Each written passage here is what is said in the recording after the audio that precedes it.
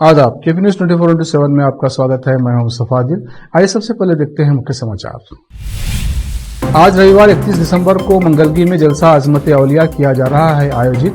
प्रसिद्ध आलिम दीन अहमद नक्शबंदी का होगा विशेष संबोधन। संक्रांति के बाद मिलेगी खुशखबरी, चुनाव के लिए बीजेपी जेडीएस में सीट बंटवारे पर बोले एसडी कुमारस्वामी। महाराष्ट्र के मुख्यमंत्री एकनाथ शिंदे का बीएमसी को आदेश, अयोध्या में भगवान राम की प्राण प्रतिष्ठा के दिन मुंबई में मनाएं दिवाली। साल के आखिरी मन की बात में पीएम मोदी ने गिनाई उपलब्धियां, बताया 2023 में देश ने क्या क्या किया हासिल। चंद्रमा के बाद अब इसरो ब्लैक होल के रहस्यों से उठाएगा पर्दा, 2024 में लॉन्च होगा मिशन।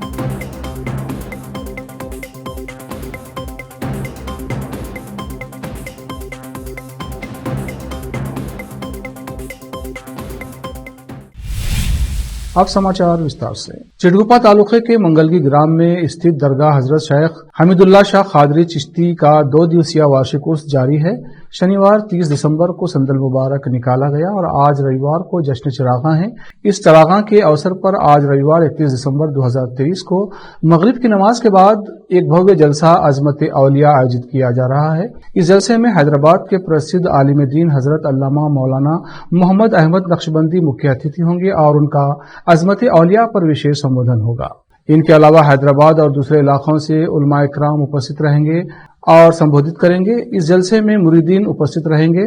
इस अवसर पर इस उर्स मुबारक और जलसे के प्रशासक व दरगाह के सज्जादा नशीन M.A. खादरी ने सभी से इस जलसे में उपस्थित रहने की अपील की है। चिड़गुप्पा से इस जलसे में जाने वालों के लिए फैजान रजा डेवलपमेंट सोसाइटी चिड़गुप्पा की ओर से फ्री बस की व्यवस्था की गई है। ये बस आज मगरिब की नमाज के बाद कारी मस्जिद के करीब खड़ी रहेगी। चिड़गुप्पा के शायर व राइटर व केपी न्यूज के न्यूज एडिटर व एंकर मुस्तफा आदिल की विशेष रिपोर्ट। चिड़गुप्पा बिदर जिले का एक ऐतिहासिक शहर है और यहाँ की सभ्यता संस्कृति काफी प्रसिद्ध है। चिड़गुप्पा का प्रसिद्ध इलाका है सरदार चौक, जहाँ पर चिड़गुप्पा की ऐतिहासिक इमारत है बेस। इस इलाके में काफी ट्रैफिक रहती है और यहाँ से मन्नारखिली हैदराबाद और बिदर के लिए सड़क जाती है। सरदार चौक से हैदर अली चौक तक जाने वाली सड़क इन दिनों काफी खराब हालत में है और सड़क पर जगह जगह खड्डे पड़े हुए हैं, जिसके कारण वाहनों को गुजरने और आम जन को चलने फिरने में काफी दुश्वारी हो रही है। चिड़गुप्पा टीएमसी के अधिकारियों और विशेष तौर पर इस इलाके के काउंसलर को इस सड़क को ठीक करने की ओर तवज्जो देना चाहिए ताकि किसी दुर्घटना से बचा जा सके। चिड़गुप्पा के शायर व राइटर व केपी न्यूज के न्यूज एडिटर व एंकर मुस्तफा आदिल की रिपोर्ट। जनता दल सेकुलर के प्रदेश अध्यक्ष एसडी कुमारस्वामी ने शनिवार को कहा कि वो लोकसभा चुनाव के लिए कर्नाटक में भारतीय जनता पार्टी के साथ सीट बंटवारे के समझौते के बारे में संक्रांति के बाद खुशखबरी देंगे। पूर्व मुख्यमंत्री ने यह भी दोहराया कि जेडीएस कितनी सीटों पर चुनाव लड़ेगा ये उनके या उनकी पार्टी के लिए महत्वपूर्ण नहीं है, क्योंकि राष्ट्रीय जनतांत्रिक गठबंधन का लक्ष्य राज्य की सभी 28 लोकसभा सीटें जीतना है। कुमारस्वामी ने जेडीएस के संरक्षक एचडी देवगौड़ा के साथ हाल में नई दिल्ली में प्रधानमंत्री नरेंद्र मोदी से मुलाकात की थी। कुमारस्वामी ने भाजपा के साथ सीट बंटवारे पर एक सवाल के जवाब में कहा, संक्रांति 14 जनवरी के बाद मैं आपको खुशखबरी दूंगा, कोई मुद्दा नहीं है। अभिनय से राजनीति में आए और जनसेना पार्टी के संस्थापक पवन कल्याण ने शनिवार को प्रधानमंत्री नरेंद्र मोदी को पत्र लिखकर वाईएस जगनमोहन रेड्डी के नेतृत्व वाली आंध्र प्रदेश सरकार पर गरीबों को जमीन आवंटित करने और मकान बनाने की आड़ में बड़े पैमाने पर भ्रष्टाचार करने का आरोप लगाया है। पवन कल्याण ने आरोप लगाया है कि अकेले भूमि अधिग्रहण में 35,141 करोड़ रुपए की अनियमितता हुई है। जनसेना प्रमुख ने पत्र में कहा, भूमि अधिग्रहण के नाम पर धोखाधड़ी इतनी बड़ी है कि सत्तारूढ़ दल के एक विधायक ने खुद राज्य सतर्कता और प्रवर्तन विभाग से जांच की मांग की है। कल्याण ने दावा किया कि भूमि का मूल्य कृत्रिम रूप से बढ़ाया गया था, लेकिन मालिकों को केवल नाम मात्र का भुगतान किया गया, जबकि वाईएसआरसीपी नेताओं ने बाकी के रुपये अपनी जेब में डाल लिए। उन्होंने ये भी बताया कि अन्य अनियमितताएं भी हुई हैं। हर साल की तरह इस साल भी 1 जनवरी से हैदराबाद में अखिल भारतीय औद्योगिक प्रदर्शनी शुरू होगी। राज्य मंत्री श्रीधर बाबू ने प्रदर्शनी देखने के लिए आने वाले लोगों से मास्क का प्रयोग करने का अनुरोध किया है। उन्होंने आज प्रदर्शनी की व्यवस्थाओं के संबंध में मीडिया से बातचीत की। राज्य मंत्री ने कहा कि प्रदर्शनी की सभी तैयारियां पूरी कर ली गई हैं। प्रदर्शनी का उद्घाटन मुख्यमंत्री रेवंत रेड्डी करेंगे। इस बार प्रदर्शनी में 2400 से अधिक स्टॉल रहेंगे। उन्होंने आगंतुकों को मास्क पहनने की सलाह दी और कहा कि प्रदर्शनी मैदान में किसी भी अप्रिय घटना से निपटने के लिए सभी इंतजाम किए गए हैं। अब लेते हैं छोटा सा ब्रेक के बाद जल्द लौटते हैं।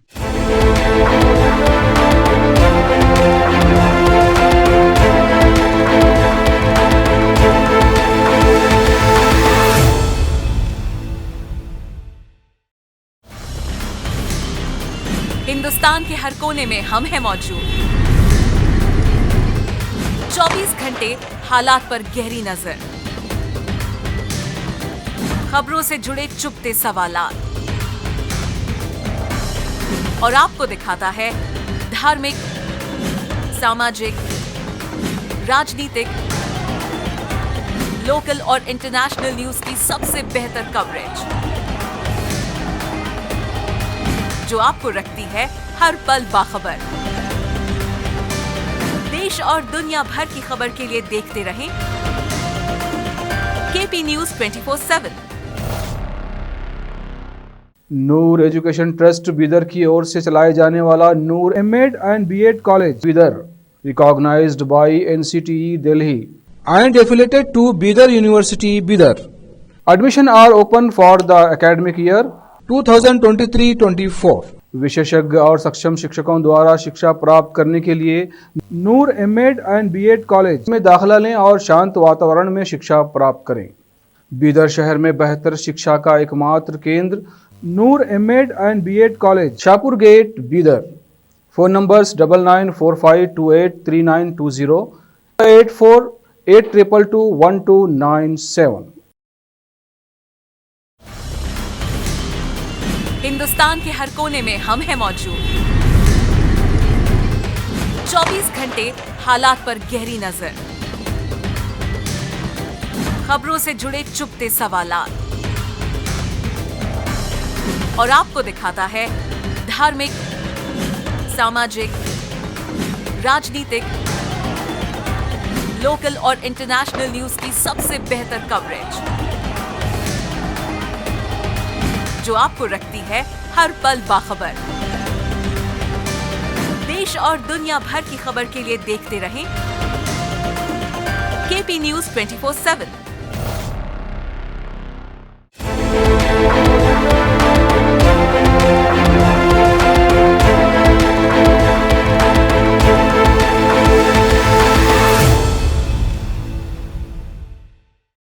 ब्रेक के बाद फिर एक बार आपका स्वागत है। देखते हैं अन्य समाचार।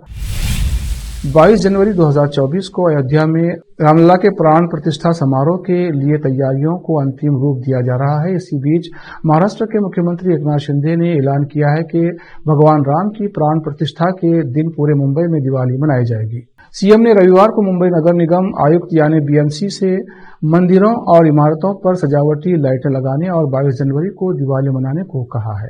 बता दें कि रामलला की प्राण प्रतिष्ठा से पहले पीएम मोदी अयोध्या पहुंच गए हैं। इसके अलावा उत्तर प्रदेश के मुख्यमंत्री योगी आदित्यनाथ और 6000 से अधिक लोगों के अभिषेक समारोह में शामिल होने की उम्मीद है। मुंबई में एक स्वच्छता अभियान में सीएम शिंदे ने भाग लिया। इस दौरान उन्होंने कहा, राम मंदिर का उद्घाटन 22 जनवरी को होने वाला है। मैं बृहन्मुंबई नगर निगम बीएमसी आयुक्त से पूरे मुंबई शहर में दिवाली मनाने के लिए कहना चाहता हूं। मुंबई के सभी मंदिरों और इमारतों पर बहुत सारी लाइटें लगी होनी चाहिए। मुंबई पुलिस ने हत्या के मामले में वंचित 62 वर्षीय आरोपी को 31 साल बाद पालघर जिले के नाला सोपारा इलाके से गिरफ्तार किया। एक अधिकारी ने यह जानकारी दी। आरोपी की पहचान दीपक भीसे के तौर पर की गई है, जिस पर 1989 में राजू चिकना नाम के व्यक्ति की हत्या और धर्मेंद्र सरोज की हत्या का प्रयास करने का आरोप है। पुलिस के एक अधिकारी ने शनिवार को बताया कि भीसे को 1992 में जमानत मिल गई थी, लेकिन उसके बाद वो कभी भी अदालत में पेश नहीं हुआ। इस पर अदालत ने 2003 में उसे फरार घोषित कर दिया था। अधिकारी ने कहा, पुलिस जब भी कांदीवली के तुलस्करवाड़े में भीसे के आवासीय पते पर जाती थी तो स्थानीय लोग उससे कहते थे कि शायद भीसे की मौत हो गई है। हम फिर भी उसकी तलाश करते रहे। उन्होंने बताया कि पुलिस को किसी तरह भीसे की पत्नी के मोबाइल फोन का नंबर मिल गया और इसके बाद नाला सोपारा में भीसे का पता लगा लिया गया और उसे शुक्रवार रात पकड़ लिया गया। प्रधानमंत्री नरेंद्र मोदी आज मन की बात की मन की बात कार्यक्रम का आज 108वां एपिसोड है। हर महीने के आखिरी रविवार को मन की बात कार्यक्रम ब्रॉडकास्ट होता है। पीएम मोदी ने कहा कि 108वां एपिसोड उनके लिए बेहद खास है। 108 का अंक का भारत की प्राचीन मान्यताओं और परंपराओं के हिसाब से बेहद अहम है। पीएम मोदी ने अपने संबोधन की शुरुआत में लोगों को आने वाले नए साल की शुभकामनाएं दी। प्रधानमंत्री मोदी ने साल के आखिरी एपिसोड में मिलेट्स के फायदे गिनाते हुए फिट इंडिया मिशन के बारे में बताया। पीएम मोदी ने इस एपिसोड में सदगुरु जग्गी वासुदेव, हरमनप्रीत कौर, विश्वनाथन आनंद और अक्षय कुमार के ऑडियो मैसेज भी सुनवाए। पीएम मोदी ने यह भी कहा, साथियों, आज फिजिकल हेल्थ और वेल बीइंग की चर्चा तो खूब होती है, लेकिन इससे जुड़ा एक और बड़ा पहलू है मेंटल हेल्थ का। मैं आप सभी से आग्रह करूंगा कि फिट इंडिया के सपने को साकार करने की दिशा में इनोवेटिव हेल्थ केयर स्टार्टअप्स के बारे में मुझे जरूर लिखते रहें। भारत ने इस साल कई ऊंचाइयों को छुआ, हर क्षेत्र में तेजी से आगे बढ़ा। अब इस रफ्तार को साल 2024 में भी बरकरार रखने की कोशिश है।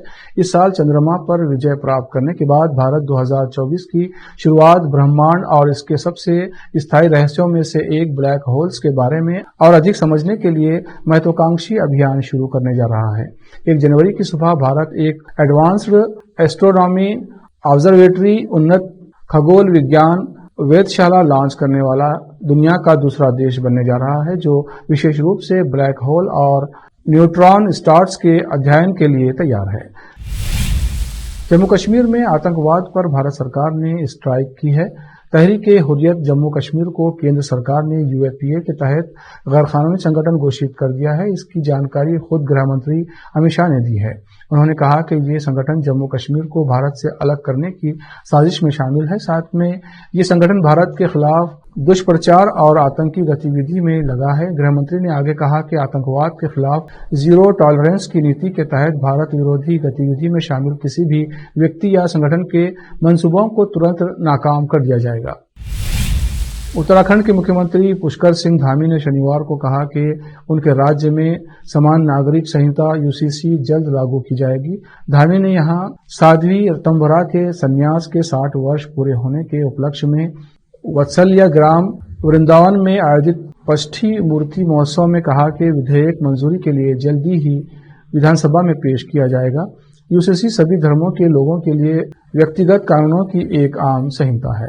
धामी ने कहा कि जिन लोगों ने राम भक्तों पर गोलियां चलवाई, वे ना तो राम मंदिर का निर्माण करा सके और न ही अनुच्छेद 370 या रूढ़िवादी 3 तलाक की प्रथा को खत्म कर सके। धामी ने कहा कि अयोध्या में राम जन्मभूमि पर मंदिर निर्माण की प्रतिबद्धता 22 जनवरी को पूरी होगी, जब प्रधानमंत्री मोदी प्राण प्रतिष्ठा समारोह में भाग लेंगे। आखिर में फिर एक बार देखते हैं मुख्य समाचार। आज रविवार 31 दिसंबर को मंगलगी में जलसा अजमत औलिया किया जा रहा है आयोजित। प्रसिद्ध आलिम दीन अहमद नक्शबंदी का होगा विशेष संबोधन। संक्रांति के बाद मिलेगी खुशखबरी, चुनाव के लिए बीजेपी जेडीएस में सीट बंटवारे पर बोले एसडी कुमारस्वामी। महाराष्ट्र के मुख्यमंत्री एकनाथ शिंदे का बीएमसी को आदेश, अयोध्या में भगवान राम की प्राण प्रतिष्ठा के दिन मुंबई में मनाएं दिवाली। साल के आखिरी मन की बात में पीएम मोदी ने गिनाई उपलब्धियां, बताया 2023 में देश ने क्या क्या किया हासिल। चंद्रमा के बाद अब इसरो ब्लैक होल के रहस्यों से उठाएगा पर्दा, 2024 में लॉन्च होगा मिशन।